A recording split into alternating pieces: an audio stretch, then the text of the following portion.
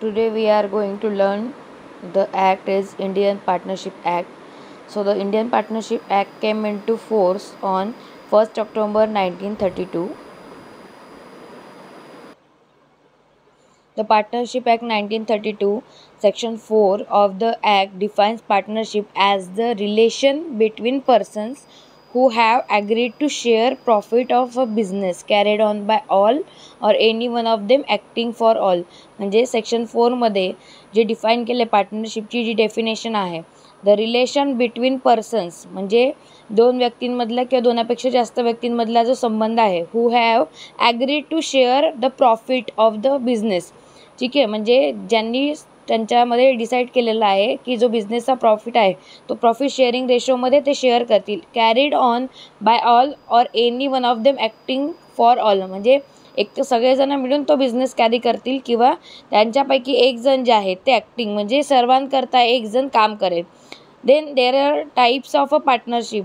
First is general partnership आणि limited partnership. तर general म्हणजे काय, सर्वसाधारण पार्टनरशिपमध्ये जे दोन किंवा दोनापेक्षा जास्त व्यक्ती आहेत, ठीक आहे, मिनिमम 2 आणि मॅक्झिमम 50 पीपल्स, ठीक आहे, including in the general partnership.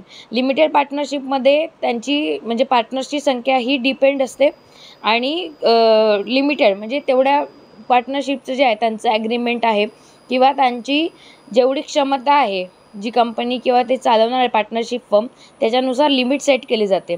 Then registration of partnership. Section 58 मध्ये रजिस्ट्रेशन प्रोसेस दिली पार्टनरशिपची. First is legal personality. So पार्टनरशिपमध्ये एंटर केल्यानंतर ॲज अ पार्टनरशिप फर्म जी आहे त्याला लीगल पर्सनॅलिटी मिळते. म्हणजे काय की सेपरेट फॉर्म लीगल पर्सनॅलिटी आहे ती, ठीक आहे. देन लिमिटेड लायबिलिटी म्हणजे लायबिलिटी जी आहे त्या पार्टनर्सची तेवढा त्यांनी जेवढा इन्व्हेस्ट केलं आहे कॅपिटल तेवढ्याच पुरती लायबिलिटी लिमिटेड असते. देन परपेच्युअल सक्सेशन म्हणजे काय, means that it continues to exist even if one or more partner leave or die. म्हणजे जे पार्टनरशिपमधले जे मेंबर्स आहेत ते जर समजा त्यांच्यातला एखाद्या व्यक्तीचा मृत्यू झाला किंवा एखादी व्यक्ती जरी सोडून गेली तरी ती कंटिन्यू राहील partnership.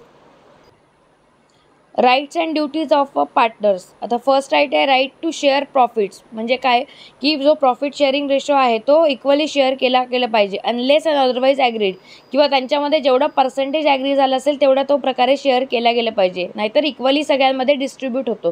Then duty to act with good faith. म्हणजे काय आहे की पार्टनर्सने एकमेकांसोबत वागताना गुड फेथ चांगल्या सद्भावनेने वागलं पाहिजे. Right to manage the business म्हणजे त्यांनी बिझनेस कशा प्रकारे मॅनेज करायचा हे त्यांच्यामध्ये डिसाईड झालेलं असेल, त्यांनी टर्म्स अँड कंडिशन जे रूल सेट केले त्याप्रकारे त्यांनी तो बिझनेस चालवला पाहिजे. देन ड्युटी टू इंडेमनिफाय म्हणजे काय, Wien loss incurred in the course of the business. म्हणजे जेव्हा एखाद्या व्यक्तीला आपल्या याच्यामुळे लॉस होत आहे, ठीक आहे, सो तो लॉस इनकर्ड म्हणजे तो भरून देण्याचं काम आहे कोणत्या व्यक्तीचं, इंडेमनिफाय करण्याचं.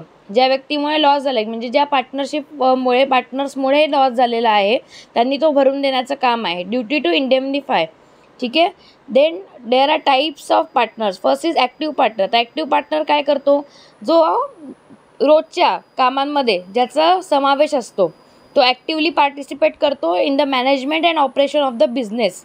म्हणजे जे काही मॅनेजमेंट आहे, रोजचं ऑपरेशन म्हणजे बिझनेस चालवण्याच्या जे काही पद्धती आहे त्याच्यामध्ये त्याचा ॲक्टिव्हली सहभाग असतो. देन स्लीपिंग पार्टनर म्हणजे जो कधीतरीच म्हणजे येतो किंवा जो पार्टनर आहे की ज्याला तेवढ्यापुरतंच म्हणजे मर्यादित त्याला अधिकार मिळालेले आहेत.